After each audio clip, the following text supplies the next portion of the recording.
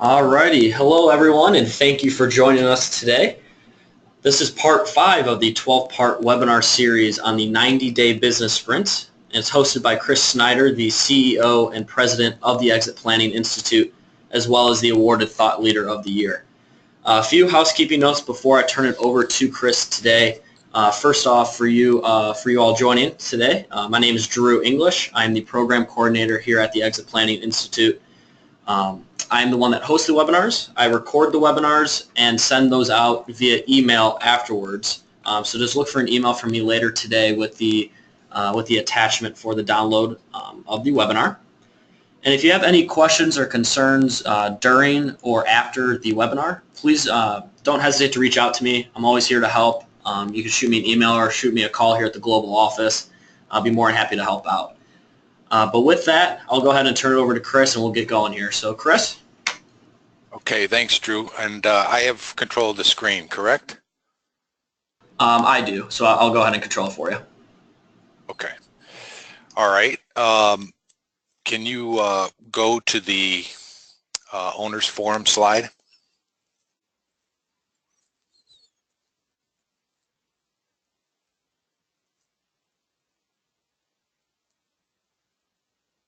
Are you there? Yeah, it should be there for you. Okay.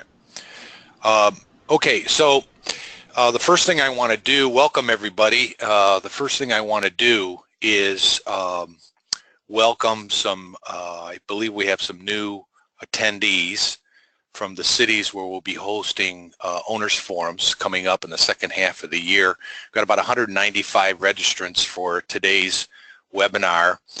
And I know a number of you are new to the series, so I want to welcome you, and I look forward to meeting you at one of our upcoming forums. If you are not aware of the forums at this point, we do have owner forums coming up in San Francisco, Scottsdale, Indianapolis, Atlanta, Chicago, and Washington, D.C.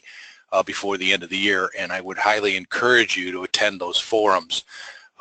The owners' feedback on those forums is very vibrant, and they get a lot out of it, so I would encourage you to do that. I'd also like to share a little personal story that happened to me over the last week that I'm pretty excited about. I was asked recently to join the board of a local Northeast Ohio family business that is going through its transition from second generation to third generation. This is a 69-year-old family business, and it's a very well-known business in Northeast Ohio. And in meeting the family for the first time this past week, I told them, I asked them if they were aware what the odds were for successfully transitioning a second generation to third generation. They said, well, I don't know statistically exactly what it is, but I know it's probably pretty low. And I told them through EPI's research, the success rate is on second generation and third generation is only about 12%. We also found out through our research that less than 10% of family businesses have a family meeting about the business at least once a year. And the other thing that we have learned through our research is one of the critical success factors for a successful transition, whether that be inside or out, but especially with inside, is to have a board of advisors with non-family members on it. And only about 1 in 10 privately held businesses have a board of advisors with non-family members on the board. So I said right away, you guys are doing better than 90% of the other businesses out there. So I congratulated them for getting this board in place and making the effort to make sure that the transition from the second generation to third generation is as successful as it was from the first to the second. What the leader of the family business told me at dinner was that they haven't had a board in place for 30 years.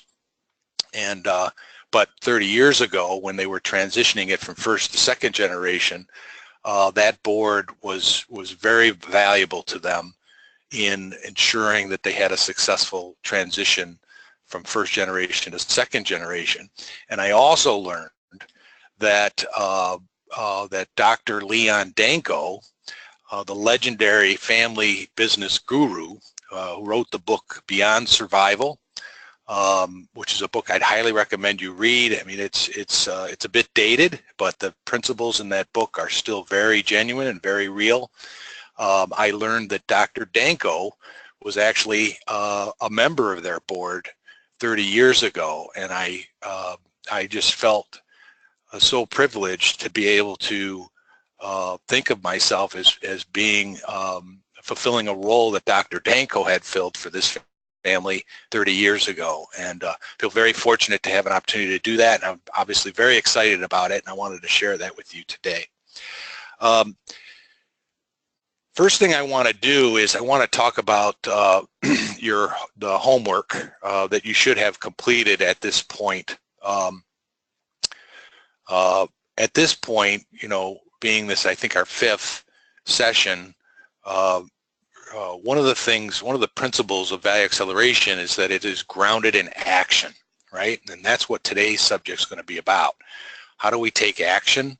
How do we put plans together to ensure that we are actually taking our vision and turning those visions into reality?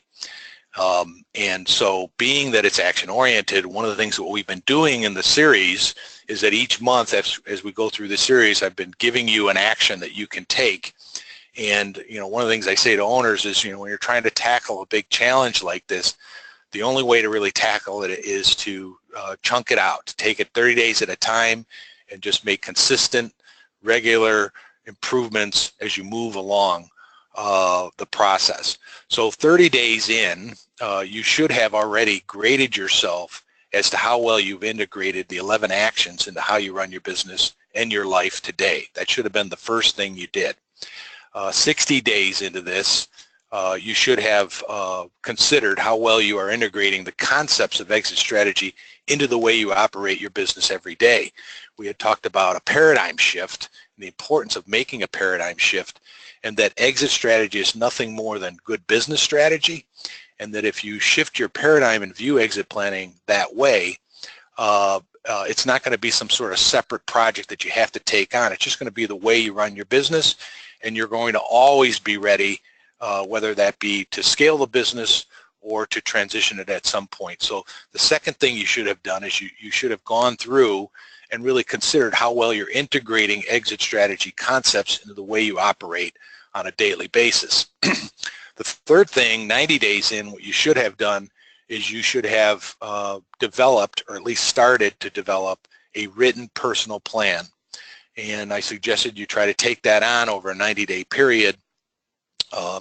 And we had talked about the importance of personal planning as it relates to not just exit planning, but in terms of the way you're running your business. As an owner, we know business is personal. You know, the idea of separating business from personal, as an owner myself, it's just ludicrous. It's one and the same. It is personal. And so we want to make sure, going along with the concepts of the three legs of the stool, that we're giving equal attention to our personal financial planning and our personal planning as to what we're going to do next, as well as focusing on maximizing the value of the business. And then last month, what I suggested you do is that you launch a triggering event, which is a personal financial business assessment correlated to a business valuation. Last month, what we talked about was focusing on why focusing on value should be your number one goal. And basically, you know, when you focus on value, value in effect drives all other positive outcomes. So some owners will say, well, you know, I don't know, I think maybe developing my culture or developing talent or integrating my business into my client's business should be my number one priorities. All of those are value creating activities. So if you focus on value first, you will drive all the other positive outcomes. And what we talked about last month was you can have both value and income, but you have to focus on value first. And so I encouraged you to try to do a triggering event, because I'm often asked, well, what's the first step I should take? And it sounds like I'm self-serving when I say this, but it really is. The first step you should take is the triggering event. Assess your personal, financial, and business, correlate that to value, set a baseline value, and you really can't go forward with value acceleration unless you do that, because we're going to be focused on building value, protecting value, managing value, and we can't do those things if we don't know what our baseline value is. So you have to get a triggering event done. So hopefully you've started on those activities and you're underway. What would be helpful as you're going through this, if you have an advisor that you're working with, I would suggest for both the advisors that are on the webinar and also the owners that you get together, if it's possible, get together during these webinars so that you can go through these activities together. Because the concepts in themselves are valuable, but value acceleration being grounded in action, it's going to be much more impactful for you if you're doing these things as we move along through the process. And so I would encourage you to get that baseline valuation done so you know where you stand, and then you can continue to build on that as we move through the rest of the webinar series. Okay. Today what we're going to do is we're going to focus on the present. So going back to our 11 actions, the first action is to shift your paradigm. The second action is to align your 3 legs. The third action is to make business value your #1 goal. Your fourth action is to focus on the present. Every owner should complete the triggering event, and that triggering event is going to kind of define for you what the strengths and weaknesses are personally, financially, and from a business standpoint.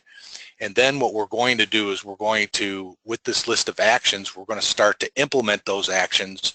And as we implement those actions, our score will go up. And as our score goes up, we move up in the range of value, and our value goes up. So you really want to remember that exit planning is about what you do today, not about what you do necessarily in the future. We looked at the case of CWR last month. It was an actual case of a company that I worked with. CWR sales were $21.8 million. They had grown to $33.4 million over 3 years, if you recall.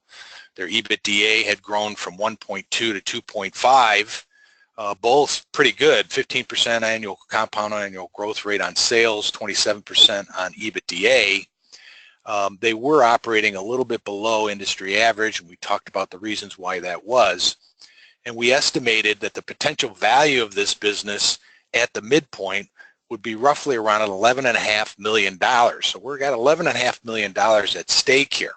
And I asked you the question, does this business have any value, right? Because on the surface, it looked like it did have value. So although this business looked reasonably attractive and was generating decent income, what we learned is that the business was not ready to transition. And if it's not ready to transition, it's not ready to scale. And we also learned that the owner was not personally ready to transition or really ready for growth. It's important, again, for you to note that if you're not ready to transition, you're not ready to scale. Because remember, exit planning is business strategy. So the odds of saying, well, look, I'm not exiting, so I don't have to do this, we're also trying to position you to grow the business and sustain that growth over a long period of time. So the same principles you would apply to developing a business that's transferable are the same principles that you would apply to build a business that's scalable.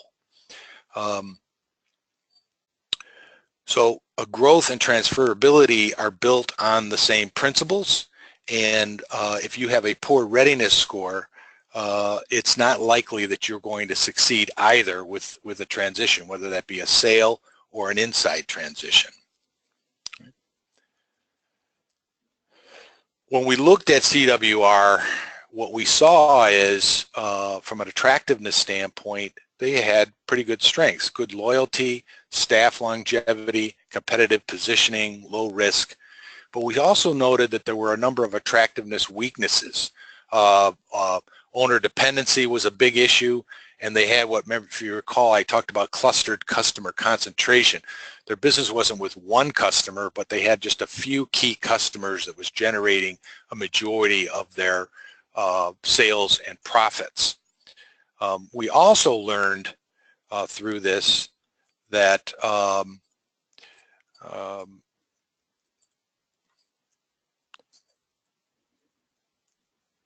on here. We also learned when we looked at the readiness factors that they were below goal in 20 of 21 categories.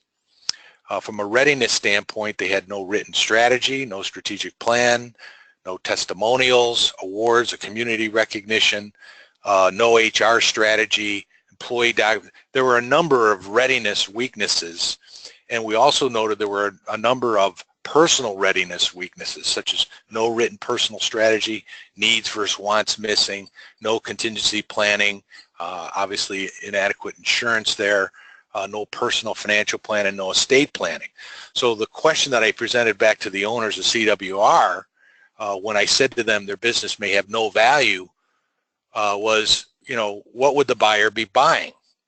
And what we had explored is that you not only have to focus on attractiveness, but you have to focus on readiness as well. All right. So that sort of sets the stage for what we did last month. And the point to remember is that if the business isn't ready, then it's not likely going to transition. And that $11.5 million of potential wealth realization is at risk. So if you accept that, the next question you would really be asking is, what is the next step to improve my readiness and my business readiness and attractiveness? So we want to look at personal as well as business. And ultimately, why we want to do that is so that we're in a position to scale the business, achieve at least $11.5 million in wealth realization, and prepare myself for my best act, right? That's why we're doing that. And there's $11.5 million at stake here.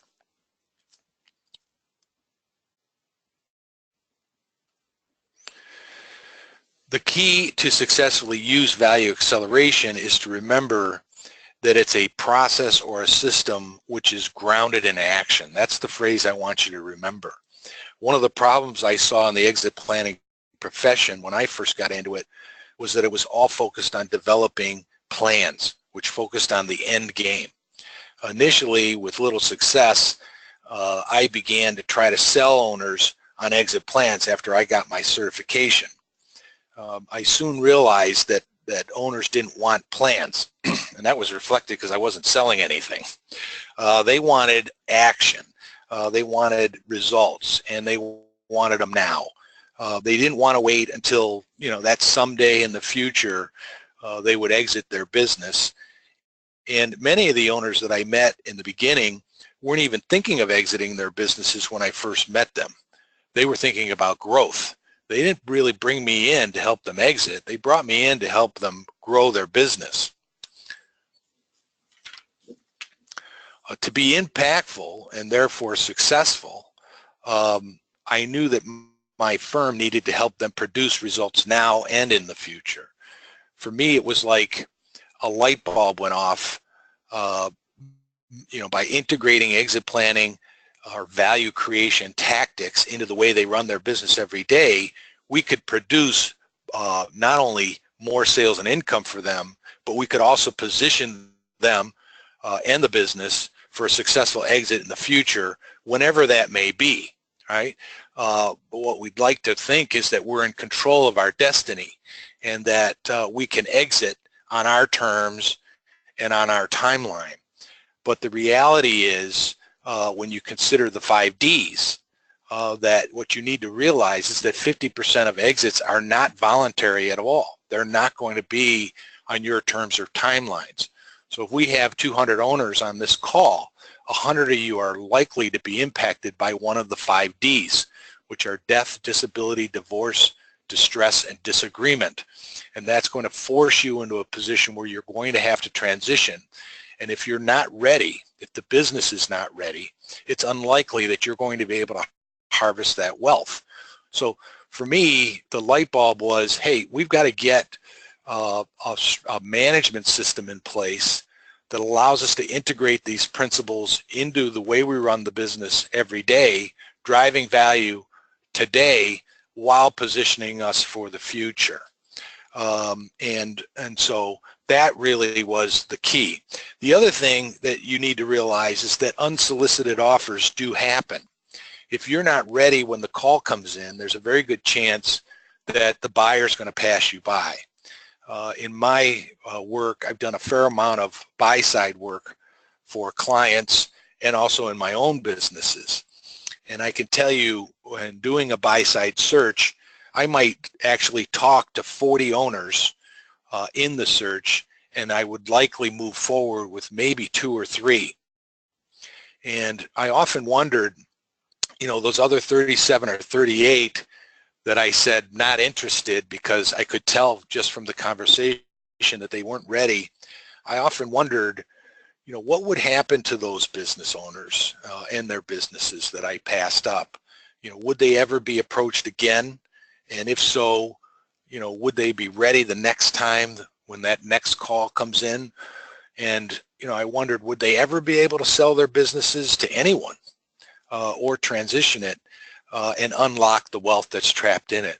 And you got to remember that, you know, these aren't veil-like threats or I'm not trying to throw, I'm not trying to scare you. I'm just saying the reality is, statistically, only 20 to 30% of exits are successful. And that's just the reality. And that's because this is such a difficult thing to do. So you want to be ready all the time. If you recall, last month I talked about 2 private equity firms. One of them told me they looked at 4,000, or they were presented 4,000 businesses. They took a hard look at 400, and they closed 40 deals. That's only 1%. The other one I had mentioned told me they looked at 1,000 deals, and they closed 30, which was 3%. So too often, owners miss out on the greatest wealth opportunity of their lives simply because they and their business weren't ready when that call came in. So the first thing you really want to ask yourself is, if you were unfortunately impacted by one of the 5 Ds, or you were approached by somebody like me who was interested in buying you out, would you be ready to move if that offer came in? The point of this is that, and the key takeaway here is that you don't build a successful exit by focusing on the exit somewhere down the road. You focus on now, which is the theme of what we're talking about today. Every day you're making decisions that in some way impact your success at exit, and exit planning principles create a better business today. So, and that's what we want. And that, I've maybe told this story before. I was sitting on a panel with another owner. I was talking about the principle of value and income. And the owner said, Chris, if I have a chance to build income, I'm going to take it. I'm not saying you shouldn't do that. Of course you want to do that. I'm just saying that we want to do that in the context of creating value as well as income. So it should be clear to you at this point that every day you're making decisions that affect your outcome. So, you know, hopefully at this point you're saying, okay, Chris, you made your point. You know, how do I get started in positioning my company to grow and positioning myself to exit? As I've previously talked about, value acceleration is grounded in action, but that doesn't mean that you don't need a plan. Good planning makes execution needs clear. I still believe in good planning. I just believe that it's more important to emphasize the importance of actually implementing the plan. This is what I call, in my book, I call relentless execution. And I dedicated an entire chapter in Walking to Destiny to relentless execution. And it's one of the 4 core concepts that you must adopt if you're going to be successful with value acceleration. One of the key points of inspiration for me as it relates to this is a book called Execution, The Discipline of Getting Things Done by Larry Bossidy and Ram Charan. I would suggest you pick that book up and read it. One of the statements that Bossidy makes in the book is that most strategies are not wrong. They simply fail to be implemented because the owner of the strategy failed to consider deeply enough what it would take to actually implement it. If you think about that, Bossidy, I think, has a really good point. How often do we see companies spend a ton of money on a business strategy and then see it sit on the shelf, never getting implemented, right? That happens too often. And that really is because of bad planning. It's not because your idea is wrong. Your idea is probably right. The point I'm making is that your ideas are probably right. I find that most owners' instincts are correct, but where you might be missing is in your implementation. So ask yourself another question: how often does your organization produce expected results? Now, I'm going to get into more about relentless execution in the future. For now, and for today, let's just agree that good execution begins with good planning. Now, when we look at value acceleration, let's look at how we use value acceleration and how it helps us with planning and execution. Coming out of the triggering event, the first thing that you're going to want to spend some time on is putting together a really strong plan of action. The action plan is going to be built on the concept of 90-day sprints, meaning we're going to take a long-term view, but we're going to scope effort and we're going to implement in 90-day spurts, or what I call 90-day sprints. And a good way to think about it is through the concept of interval training, right? So if you've ever done interval training, the whole concept behind interval training is you get your heart rate up, and then you go through periods of rest. So you race up your heart rate, then you rest, and you race up your heart rate and you rest. Same concept that we're trying to apply here from a business. We're going to keep a vision of where we're going, what our destination is, but we're going to implement in short spurts. We're going to scope things to 90 days. We're going to go through those 90 days as best as we can. We're going to recalibrate after every 90 days, and then we're going to go at it again. And what will happen is, over a period of time, as you're going through these sprints, you will begin to see an acceleration of your value and improvement in your business. And maybe more importantly, what you'll begin to do is you'll develop, if you don't have one now, you will develop a culture of relentless execution as your organization gets used to this kind of implementation. Basically, when you're going through this process, what you have is you have two major steps. The first step is to develop a prioritized action plan. Your next step is then going to be to implement that plan through these 90-day sprints.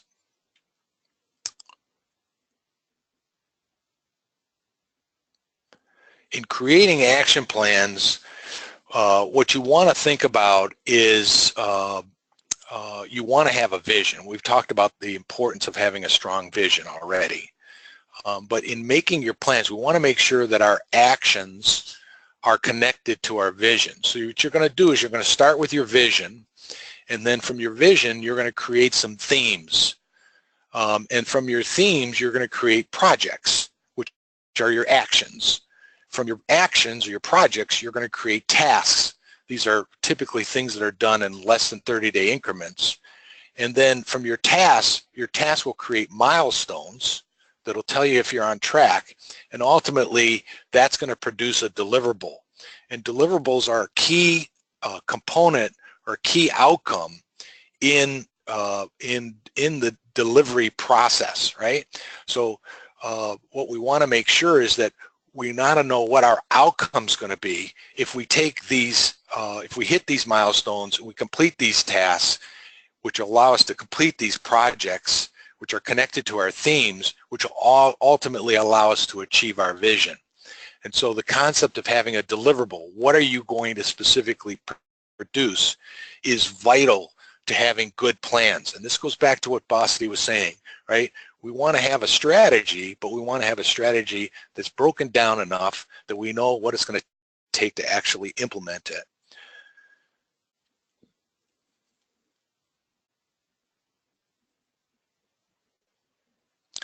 So basically, coming out of the triggering event, what you're going to have is you're going to have a list. Just if you think back to CWR, you're going to have a whole list of things that you can do, things that you have scored poorly on that you can work on to improve your score and thus raise your value. And what we have to do in this stage is we have to put it into some kind of workable plan. And basically what you're going to want to try to do here is you're going to come out and you're going to say, look, I've got this list. I know what it's worth. In the case of CWR, it's worth $11.5 million. Now what do we do? And what I suggest you do is you go through a series of workshops with your team where you're going to set no more than 5 business and 5 personal actions that you'll complete in the next 90 days. Now, it doesn't have to be 5. I try to limit it to 5. It could be 1. You might have one thing that's so important and so critical to business that you want to focus your priority on that. But you want to try to set both 5 actions or less in business and 5 actions or less in personal. So that, again, we're giving equal attention to both the personal and the business side. Once we go through this, we need to understand who needs to be involved in implementing these actions, and we need to define what the deliverable is. What's the expected outcome? And that's very important because that's going to allow us to check off, did we produce, if we do these things, did we produce this outcome? Some of the typical sample business actions that we see coming out of triggering event, for example, I've listed here, growth and business strategy, owner dependence, key employee situations, and I've got a number of them listed here. Sales performance, marketing, back office systems and processes. We will usually, through triggering event, identify all kinds of potential improvement areas in the business, but this gives you a sample of what we would typically see. And on the next slide, I give you some examples of what we typically see on the personal or financial actions. Personal goals and objectives, meeting with family members, doing financial planning, determining what you need versus what you want, personal assets and inventory, etc. You can see those kinds of things there. Now let me just emphasize the needs versus wants. I had a client, and actually I'm an owner in that business today, but when I first met this owner before I invested in the business, he had approached me because he wanted to exit. And, I looked at his business and I saw it had great growth potential. He had a 3-year track record of pretty good growth, but in his most recent 6 months, he had really landed some nice client customers, and he had the potential for really exponential growth of this business. And I initially went back to him and I said, if you, the good news is we can sell the business. Maybe the better news is that if you held this thing for 2 or 3 years, I think we could triple the value of this thing. And if you were willing to work with us for 2 or 3 years, I think we could triple the value and sell it at 3 times what it's worth today. And he came back to me after considering, that proposal and talking to his wife and said, you know what, I think I'd just like to exit the business right now. Now he had gotten to a point where he was, significantly invested in the business. He felt there was, he had too much personal risk in the business, and he was ready to, exit. The advantage that he had, because he had a strong financial planner on his board of advisors, was that he knew what he needed versus what he wanted. Did he want 3 times the present value? Absolutely, he wanted it. But did he need it to support his lifestyle ongoing? No, he didn't need it. So the value of knowing what he needed versus what he wanted allowed him to make a principled decision to say, you know what, I'm going to exit now, and I know I'm foregoing some value, but I don't need that value, and what I want to do personally is more important to me right now. And as I said, I was so excited about the business that I actually ended up investing in the business myself with a private investor, and this owner actually ended up staying in for 20% stake in the business, and he just felt like he could take 80% out, and he wasn't taking on all the risk all on his own. And so he ended up actually staying in the business for 1%, and I actually ended up getting in because I really believed in the growth possibilities of it. One of the things that you'll want to do, we talked about themes. One of the things that I like how I like to group the themes, I find a tool useful for doing that, is what I call the business modeling pyramid. You can read about this more in my book, but in essence, as you go through the pyramid, what you're going to want to do is you're going to want to group your actions into themes. So, for example, a good way to do it might be to use the business planning pyramid. So you might have actions that are marketing and sales oriented, actions that are customer oriented, actions that might be fulfillment oriented. They might be infrastructure like facilities, technology, people. There might be financial and legal themes, and then you have, of course, the business enterprise. I present this as a model in my book, and it's a model that we use to build what I call integrated business strategies. And the way the model works is, you start by defining your ideal customer at the top, and you start to work down through the pyramid saying, okay, if these are the customers we want to attract, what's the marketing and sales programs and tactics that we need to reach those customers? Given that, what are the fulfillment systems we need to have in place so that we can fulfill the promises that our marketing and salespeople are making to customers? Given what our fulfillment requirements are, what is the infrastructure, the facilities, the technology, the people, the partners, suppliers and partners and so forth that need to be involved to support fulfillment? And then from there, what is the financial and legal ramifications of that? And then ultimately, how are we going to measure the entire enterprise? As you move down through the model, the layers below support the layers above. And what you'll see is as you move down the model, you'll start to run into constraints. So for example, marketing and sales wants to deliver this product or service to a customer, yet we don't have the fulfillment systems in place to be able to do that. That creates a conflict. And what we want to do as we work down through the pyramid is identify where those conflicts are and then work our way back up and make trade-offs. And this again goes back to what Bossidy was talking about, is we can have a vision, but we want to make sure that the vision we can implement it.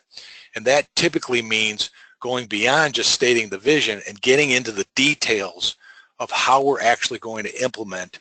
And that usually will mean making trade-offs, because our appetites as entrepreneurs are usually a lot larger than what our capabilities are. And so what we really want is we want strategies that have strong vision and strong direction, but we want really strategies that can be implemented, not just not strategies that sit on the shelf. So I would encourage you to read about the business modeling pyramid and group your actions into themes. The next thing you want to do is you want to try to go through and establish some priorities. And the thing I like to do once I've grouped my projects into themes is you want to separate your strategic from your non-strategic first. You want to implement your non-strategic actions first before your strategic. But one way to kind of go through and sort all these different actions out is using this matrix here, which shows on the one axis you've got value, so the value that action is going to deliver on a low to high basis, and then the time, effort, money to deliver that value factor on the axis going from left to right. And what you'll find is you'll have some actions that are, for example, high value, low cost, some actions that are high value, high cost, and so forth. You kind of go through the matrix. And certainly what you want to avoid are those actions that are low value and high cost, right? So we want to focus on those things that are typically on the high value side and either on the low cost. Now your non-strategic items are going to fall into those low cost items, and your strategic items are going to fall into those higher cost items. And we're talking about cost isn't just money or capital. We're talking about the time and the effort to implement them as well. So once you've grouped your actions into themes, you want to then further sort them into strategic, non-strategic, and put them into these different buckets. Typically, the way we suggest that you would approach your actions is through this process here. You typically want to try to do de-risking actions first. These de-risking actions tend to be those items, they're low cost, and they do add some value, but they don't add a ton of value. All right, so they're adding value, but so just by doing nothing but taking risk out of your business, you're going to add value. But the real value comes at the top when you get to culture. But we would suggest as you move through defining your priorities in your 90-day sprints that you take on the de-risking actions first, then you move into strategy, then you move into efficiency, then you move into growth, and then you move into culture.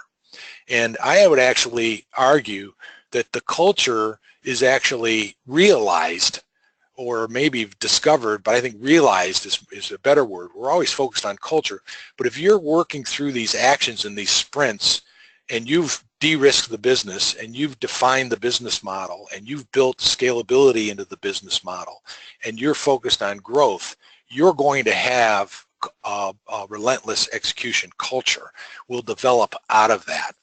But typically, even though I present this in a linear fashion, we all know it's not linear at all. And normally when I'm presenting this with business owners, what we're talking about is that they usually have actions or projects in each of these groups simultaneously. But typically what you'll find is that one of these areas will be dominant. So you'll probably dominate on the de-risking things first, and you'll go through a couple of cycles of that. Then you'll be taking a hard look at your strategy, and you'll probably be finishing up some de-risking, and then you'll be implementing efficiency into the business so that you can scale it, but you'll probably still be working on some of the others.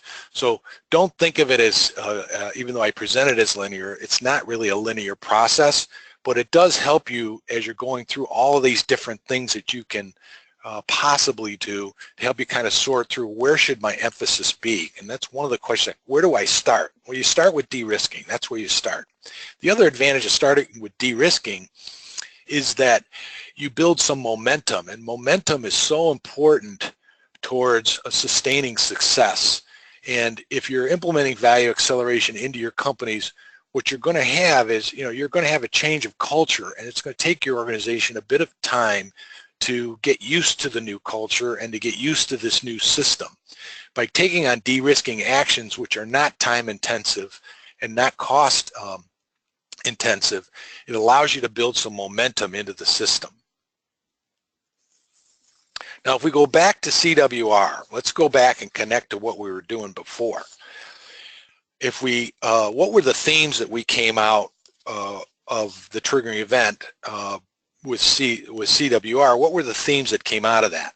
Well, from an attractiveness standpoint, some of the themes that we came out with were, one was developing the brand. I felt they didn't have a brand, basically, but I felt they could have a brand. I mean, they were doing some things in the marketplace that I thought were unique. And that's one of the reasons that some of these big customers were pushing work their way, because they were doing some unique things, but they hadn't taken the time to actually build the brand. They were relying on this cluster of customers and just trying to keep up with that. And what I encourage them to do is, let's build a brand around what you're doing, these capabilities with these customers. There was a company I was with that did a lot of work in banking, and we had won a number of awards for, it was when online banking was just coming out. We had won a number of national awards for building the best online banking site in the country. And so we stepped back. We said, look, let's build a whole product and brand around this. And as we did, within 2 or 3 years, we were doing online banking sites for a number of the larger banks in the country, building off of this one particular client that we had won a number of awards for. The other thing is, another theme that was coming out of that was packaging, IP, and technology. I mean, they were obviously doing things, but they hadn't taken the time to structurally, remember structural capital, they hadn't taken the time to actually package it up so they could sell it or transfer it to a buyer or to the next generation of the owner. So, doing it is one thing, packaging it is another thing that we felt was a theme that they really needed to embrace. Minimizing reliance on the owner. If you recall, the owner was, these relationships were primarily with the owner based on his history in the industry, and he hadn't really taken the time to transfer those relationships to the company. So what we were concerned about is if the owner goes, so goes the relationship, and so goes the business. So a theme around building minimizing reliance with the owner was another theme that came out. Building barriers to prevent replication of its model. And a fifth one was improving and documenting the business systems and processes. These were things that if they took on would make the business much more attractive, meaning and also prepared to transition. From a readiness standpoint, what we saw is virtually no personal or succession planning had been done at all, no contingency planning, so we felt there was significant risk should something happen to the owners. Employee documentation and programs, establishing contractual relationships. If you recall, all of these relationships were on a handshake, and they weren't contractual. That's going to be tough to transition if those relationships aren't contractual. They hadn't taken the time to try to seek out any awards or recognition or get involved with their community, which would add to the brand. They lacked CRM and customer documentation. Remember, they didn't really have a lot of analytics related to their customers. Product and marketing strategy was lacking, and management systems and forecasts. So even though this business was generating a lot of income, there was still a lot of room for improvement in order for them to position themselves to harvest the business. And the other thing is, I just felt like I wasn't sure how long they were going to be able to sustain that growth given they had all of these other issues. I mean, the owner only has so much capacity, and what happens as the business continues to grow and they have to start bringing in people that aren't capable of fulfilling the customer orders in the way and at the quality and at the service levels that the owners was used to providing. So let's take one of these. So these were our themes. So let's take one of these and let's take a look at some of the actions. Let's look at employee documentation and employee actions that we can take. So what we came out of that with was we came up with a whole list of things we could do around the theme of employee action. We could conduct a workshop to evaluate reliance and succession issues. We could conduct a workshop to evaluate capabilities needed as the company grows. Complete a competency evaluation and a needs assessment. Conduct a workshop to evaluate training weaknesses. If you recall, the owner was the best salesperson, and he had told me there was maybe one other person that could sell, and the rest of the staff were average at best. Maybe we need to do some sales training. Evaluate the impact on employees and the role changes if the company were to change hands. A whole nother set of actions we came up with. Evaluate the current state of job descriptions. Their job descriptions were outdated. If they were going to transition, that was something that somebody would want to see. Establish an employee NDA policy, assess current employee manual, audit contractor agreements to ensure the appropriate IP protection and rights, assess requirements to prepare and maintain company and policy and procedure manual, and evaluate compensation and incentive programs for key employees. Now, I point this out because this is just one group of actions around one theme.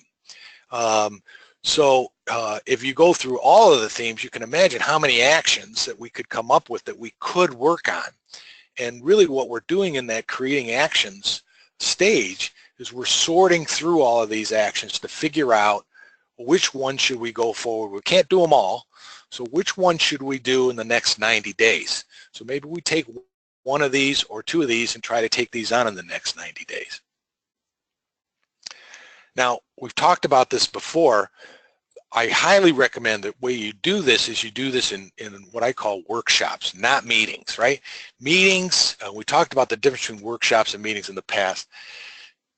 Meetings just don't work, and it might be a subtle play on words, but to me, workshops are much more effective. To take 2 or 3 hours and to conduct a workshop, to post things up on a board, to get the team together, to write down all of these actions. And so typically what we'll do is once we have our themes, and remember, coming out of triggering event, you're going to have a list. You might have 100 actions that you can take on.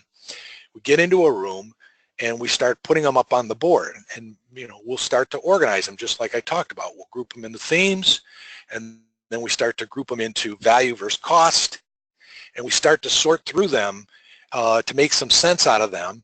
And then we basically will go back as a team and decide as a team which ones we want to make a priority in the next 90 days. And what we're going to do then is commit to those particular actions, and then 90 days from now we're going to come back and we're going to do the same kind of workshop again. We're going to assess our accomplishments and our disappointments. We're going to go back to the board. We're going to reconnect to the vision, and we're going to say, okay, given the next 90 days, what do we want to take on in the next 90 days? And you can do all of this in a 2 or 3 hour workshop. It doesn't have to be, an extensive study or anything like that. It's just really a matter of getting people in a room, getting these things up on a board, and committing to something over 90 days. And I also tell people, if we don't get it right, in 90 days, we're going to have a chance to look at it again. I think it's more important to select something and get busy than to just constantly batter back and forth what you should and shouldn't be doing.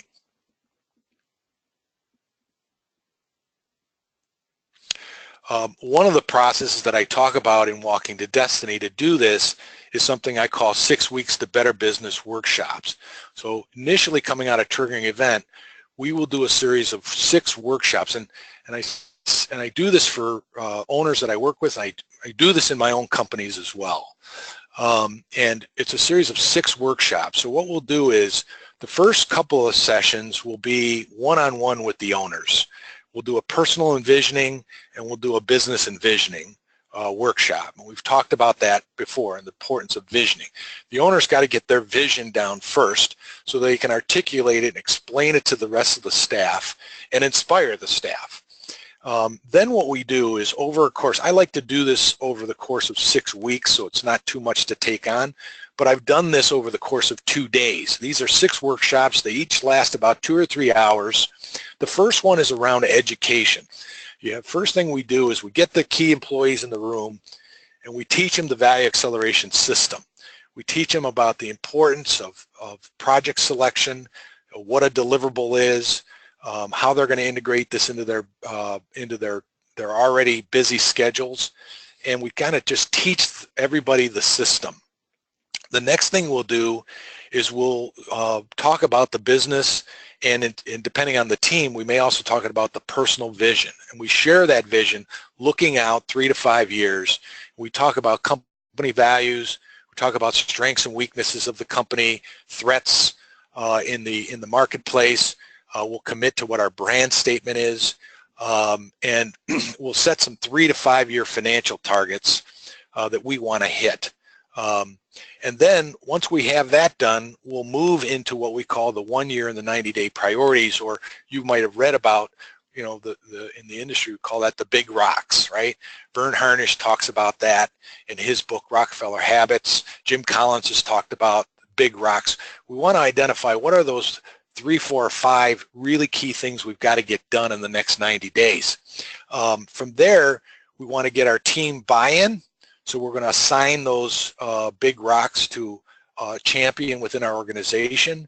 And then we're going to create a metrics and a dashboard visual dashboard that we can share within the company so everybody knows where they stand. And then we're going to start to build in the communication protocol, the rhythm. And rhythm is so important to being able to implement these actions. Are we going to have daily huddles? Are we going to have weekly meetings? Are we going to have monthly accountabilities? I suggest that, and I'll get into it more in the future when I talk about relentless execution, but I suggest that you have a one-on-one with your champion once a month. You do a total team accountability meeting where everybody comes in and talks about their milestones, and then you do a quarterly, I call it a 90-day renewal meeting or renewal workshop, where you get back together and look at all of these things again and decide what your next group of activities is going to be that you're going to take on. That's really how we focus on now. So you're going to start with your triggering event. You're going to come out of that with actions. You're going to analyze those actions into an action plan. And then you're going to move into a process of 90-day sprints where you're implementing these actions 90 days at a time. Hopefully that's been some benefit to you in terms of focusing on now. That's how we get things done. Our next session is going to be June 14th, and I'm going to get into managing value using the 5 stages of value maturity. And I hope you'll stick with me, because over the next 4 months, we'll finish reviewing the concepts, the remaining concepts in Walking to Destiny. We'll cover the 5 stages of value maturity next month. We'll cover the 4 C's the following month. We'll cover relentless execution the month after that. And I think that over the course of the next 3 or 4 months, as you move through this process, if you don't have an understanding of it now, you'll have a real crystal clear understanding of how the process works. And again, I would hope that you will consider your homework, again, is to, same as it was last month. So if you haven't done it, get your triggering event done, because it's going to be it's going to be much more beneficial for you over the course of the next 3 or 4 months if you've got that triggering event done, to move through this process as we kind of go through this together. So your homework for next month is to get that if you haven't done it, get the triggering event done. And if you have gotten the triggering event done, you can probably jump into sorting through your actions. Next month we'll cover the 5 stages of value maturity, and I look forward to speaking with everyone again. Drew, back to you. Awesome. Thank you, Chris. Greatly appreciate your time today. Like I said before, everybody, these webinars are recorded and will be sent out. So as soon as we exit today, I'll download that and send it over to everybody. And again, if you have any questions, concerns, comments, anything like that, please feel free to reach out to me, and I'll get those answered for you. But with that, I'll go ahead and end the webinar here. Hope everyone has a good rest of the day, a great week, and we'll catch you all next month.